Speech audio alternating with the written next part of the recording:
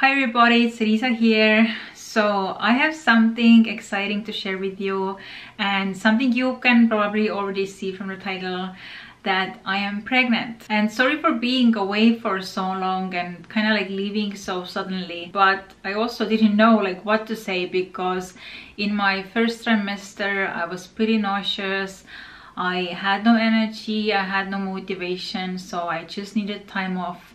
And it was also like too early to announce anything. And to be really honest, I really needed the break from like the social media and everything. And also I'm gonna continue to need a break, so I really hope you understand. But I really wanted to make this video to announce my pregnancy, so you know what's going on, and hopefully you can be happy with me. So yeah, I am pregnant, and currently I'm already 22 weeks in, which is my like 5th month of pregnancy. So I'm already like halfway done, which is so crazy. Like the time has gone by so quickly. And I also know the baby's gender, so we are having a boy, and we just found out this like last week actually. And this news makes everything like even more real, and me like even more connected to the baby. And actually for me, like getting pregnant and this whole journey wasn't easy. And I really want to share this journey with you in this video as well, in case maybe some of you are interested. And I feel like I need to share it to just like get it off my chest and kind of process like what has been happening in the past like 3 years. But it definitely was like one of the hardest things I ever gone through, like both like physically as well, but maybe even more so like mentally and emotionally, like all those like 3 years not being able to get pregnant and having like all these like emotional ups and downs, and getting excited that maybe I'll be pregnant, but then getting my menstruation again, and kind of being disappointed, and all those issues that came up in past 3 years that I really want to share with you today. But before we start, I also want to say that right now like everything is good with me. The baby is healthy, I am healthy, I am no longer nauseous. It's already like my 2nd trimester. I have more energy, and luckily I don't yet have like any other like symptoms or like aches and pains and stuff. But I know maybe when the pregnancy progresses further, then yeah, I'm more tired again and I need more time off again and everything. So currently I'm taking it really slow, and I try to relax and everything. I do still work with some of my private like coaching clients until the end of this year, but yeah, then I'm planning to take a longer break, like to prepare for pregnancy, but also like when I get finally my baby and I have to take care of him. So I have no idea like how long time that will take. And the baby is due in late February, so yeah, like for me it feels like the time is approaching quite fast. And here I have some ultrasound pictures. I think like this was taken like in week 12 or something. And this is the face, if you can see it. This is what like he looks like. It's so weird, like right now this thing is in my belly. And also getting this first ultrasound picture in my midwife office, it was really surreal moment, like really seeing like this little being like inside of me, and we could already detect the heart movements. And of course at first I was afraid, because I thought like maybe this pregnancy won't last, so I didn't want to get like too excited and everything. So I tried to like mentally prepare myself that like I'm so excited I finally got pregnant, so this is a good sign that I can finally get pregnant. But I also wanted to be realistic, that if I do lose it, that I know happens to so many women, then I have another chance. I can still get pregnant and still have a healthy baby. But luckily, yeah, like it seems everything is going fine. And now as I'm past like my 20 weeks and everything, and the baby's fine, like I'm fine, and now I know it's a boy, and then everything is like even more real, like it's really happening. But now, as I said, I really want to share like my journey of like why I was not able to get pregnant for 3 years, and also like how I was finally able to get pregnant, and everything I went through, everything I had to do to get pregnant. And yeah, so it's gonna be like a little bit longer story. So in case some of you are interested, I hope you bear with me and you find it inspiring, and maybe it will help somebody, and at least see that you are not alone if you struggle with something similar. So right now I'm 36 years old, but we started trying to get pregnant when I was 33, and I remember it was like May 2019, because it was like 1 year after our wedding anniversary. And for me personally, it actually took like quite a long time to feel ready to have a baby and to get pregnant. I know like many people, they grow up already imagining like having babies and having families, but for me it wasn't never like that. Actually, there was like a long period of time where I couldn't even like imagine myself like being a mom. And I remember first started to think more seriously about like wanting to have a baby when I was maybe like 30 years old or so. So we really waited until like we felt ready to get pregnant and everything to start this whole process. And also I had always this belief that once we start trying, then I would get pregnant like very, very quickly. And I don't know why I had this belief, but surely like it's not how it went. So after about like 1 year of trying, and by that point I already knew everything about my menstruation cycle, and I would do this like ovulation test and everything to make sure that when we do it, like I'm ovulating and everything, like I'm doing everything on my part to get pregnant. I still wasn't able to get pregnant. And my gynecologist did some tests and like vitamins and everything and hormones, and everything was normal. The only thing I started to take was vitamin D, but that wasn't like a big deal, but still I wasn't able to get pregnant. So we started to look for more like specialized help with our fertility, and this is when we went to this like fertility clinic for me and my husband to get like more tests done. And my husband's test got like done, and everything was totally fine, so we knew that it wasn't him. But for me, like she didn't see anything like wrong, and she recommended that we have to do this one like surgery, like laparoscopic surgery, which basically means that like they would have to like cut you open, put you under anesthesia, so they can like look inside your stomach or uterus and see the fallopian tubes and everything to see like if everything is blocked or if there's something else going on, because those things I'm guessing like you can't see only from ultrasound. But for me, I was like, no, I don't want to do an operation. And for them cutting these like holes in my stomach and having to put me to sleep and everything, like it seemed to me like it was like too invasive. And I did some research and I found out that there is some other procedure when you can just insert some, I don't know, like color pigment, and then under ultrasound you can see if the pigment like passes through your fallopian tubes or not. So this would be like another like non-invasive way to see if your fallopian tubes are blocked or not. So I decided to do that procedure instead. And we did it, and again like everything was fine, and I thought, okay, maybe I need to give it more time, because yeah, like nobody seemed to find anything. But yeah, guess what, I was still not able to get pregnant. So can you imagine like my frustration? Sometimes it's even better knowing like if you have an issue or if there is something wrong, because then you feel like you can maybe do something. But since they didn't find anything, I didn't know like what to do or what to focus on. So this is where I started to focus more on things like my stress levels and sleep, and I went to see like a homeopath and also several others like alternative, you know, practitioners, and also like healers, or who will kind of like heal my, I don't know, like the energy body or whatever, and to release like any blocks or something. Like I don't know if it did anything or not, but it's just like it in another way it got me more thinking that, oh, like there's something wrong with me, like emotionally or something, like this is why I'm not able to get pregnant. And I don't know, for maybe some people this is true and this is their experience, but at the same time for me it just got me more kind of like blaming myself that there is something like deeply wrong with me and why I can't get pregnant, or that maybe I don't even deserve to get pregnant. Like I have to fix myself so much before I even like deserve to be a mother. So all of this like really like messed with me mentally as well. And it was so hard because, you know, like your ovulation comes like every month, and then every month you have this chance of maybe you're gonna get pregnant. And you know, the more you read sometimes on the internet with you know, pregnancy, early pregnancy symptoms and everything, and also they can be so similar to the PMS symptoms you get before your menstruation.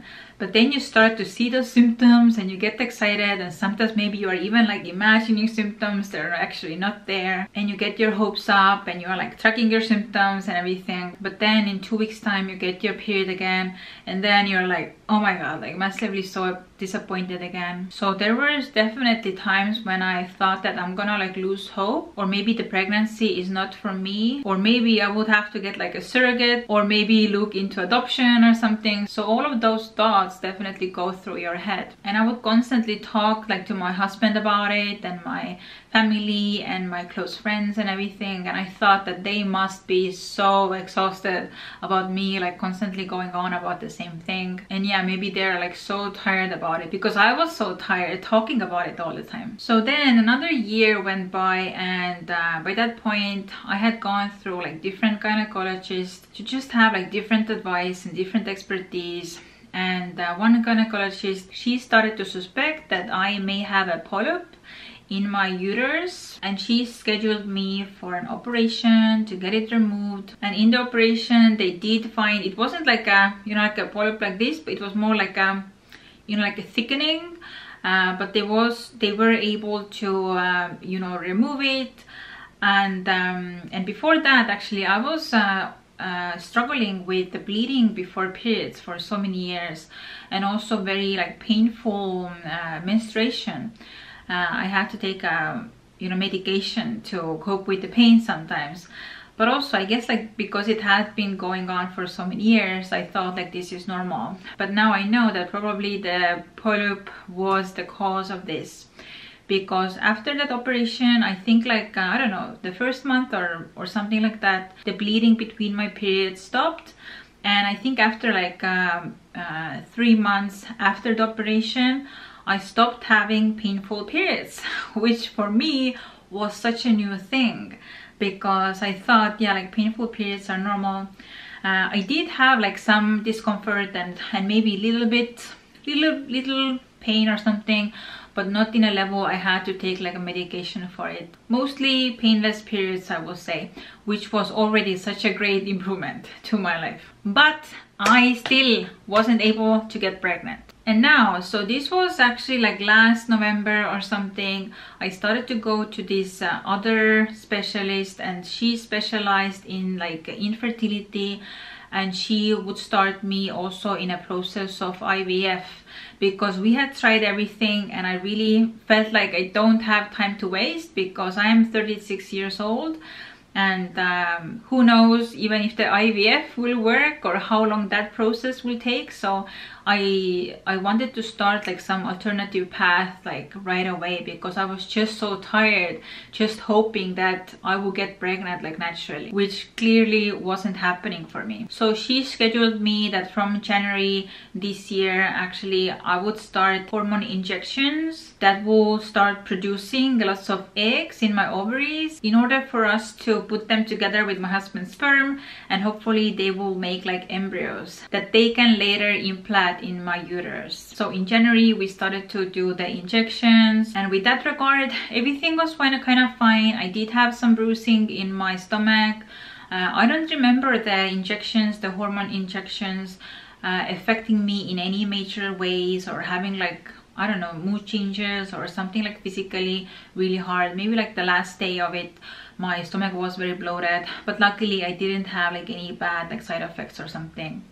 But the ultrasound before the egg retrieval procedure, the gynecologist looked at my ovaries through the ultrasound in order to see how many eggs I have been producing. And then she discovered that one of my fallopian tubes looked like a sausage, meaning that it was like full of water. And she told me that this is like a serious thing that we have to remove. Like they have to cut my fallopian tube off in order to proceed with the IVF, because otherwise there's gonna be like such a big chance that I'm not gonna be able to get pregnant. And this was the proof that one of my fallopian tubes is blocked. So before we could proceed with the IVF or even think about you know, implanting the embryos, and by the way, like we got like 4 embryos which we actually still have in the freezer just in case, like as a plan B. But anyway, like she scheduled me for an operation. But then in April I got COVID and they had to reschedule my operation, because you have to be like fully well before you go to the hospital and have the operation. So my operation was delayed. I finally had the operation, the laparoscopy operation, and everything went fine. And they confirmed that, yeah, like one of my fallopian tubes were blocked and they had to remove it. And luckily the other one was fine. So I still have one fallopian tube left, which is good. And then I needed about like a month to recover from that before we could proceed with the IVF. But then so ideally we could have done the first embryo implantation in May, but I got some other news from my doctor, who said that the last time she did the pap smear test, like the results didn't come back normal, and they saw some cell changes like in my uterus or something. So she was like, no, like you have to go and get tested further to see that this is not developing to like something bad, and you have to take care of this first. And now I was really getting worried, because I thought, oh my god, like now I'm gonna have like a cancer in my uterus or something, or like what's gonna happen. So all of this was like so much stress, and I asked like why me, why it's keep happening to me, like why everything is always prolonged like month and 2 months. And I was like so frustrated, like why this keeps happening to me, like one thing like after the other. And she told me that if we get this other thing tested and the results are not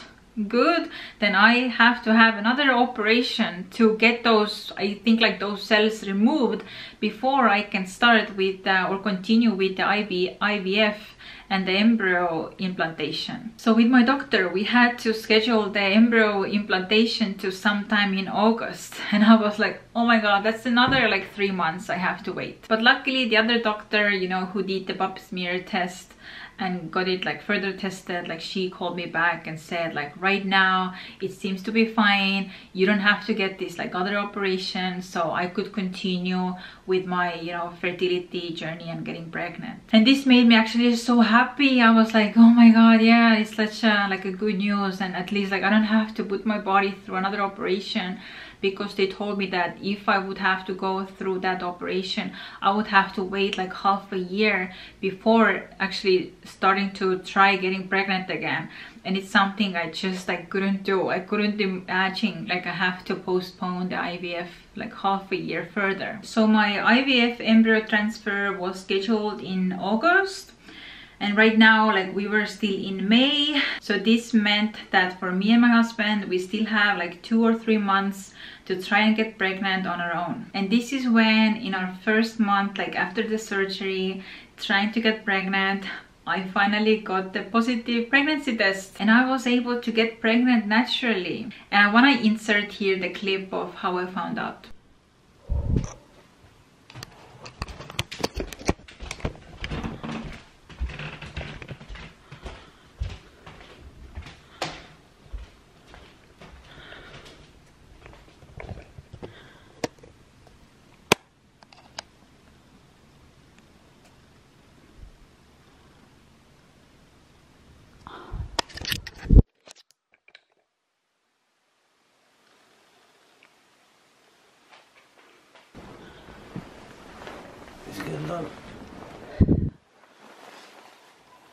Ante, vaata. Nyt. Vaata. Mä olen rosää.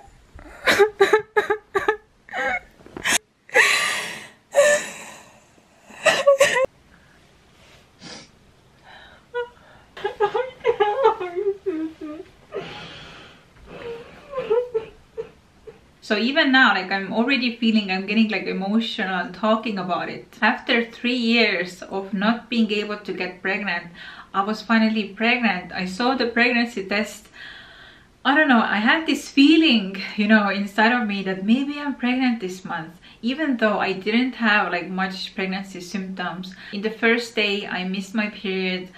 I really thought that maybe like I should take the pregnancy test just to rule it out, so I don't have to like continue thinking about it.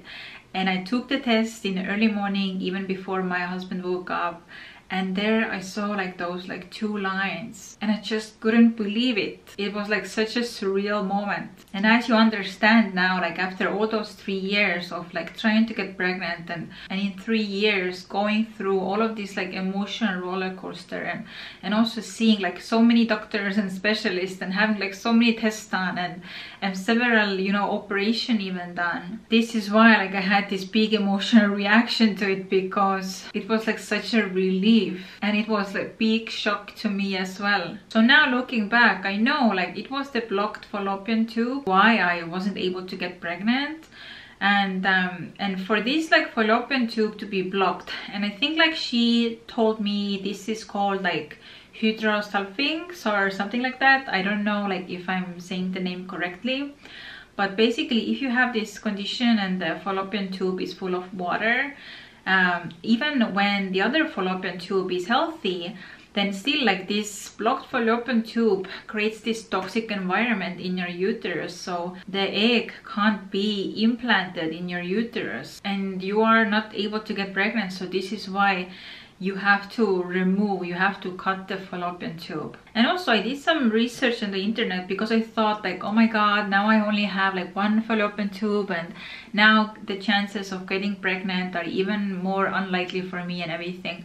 But I found like many people, you know, experiences and even some articles that even like with 1 fallopian tube, you still have pretty much like the same ability or the same likelihood of getting pregnant as you are with 2 fallopian tubes, because when you have egg in your ovaries on this side but no fallopian tube, but you have, you know, the fallopian tube the other side, then the fallopian tube of this side can even catch this side's egg. I don't know if it makes sense. So this gave me like so much motivation, I guess, like before we started trying to get pregnant naturally, that I thought that yeah, like I can still get pregnant. I still had hopes that maybe somehow someday I can still get pregnant naturally.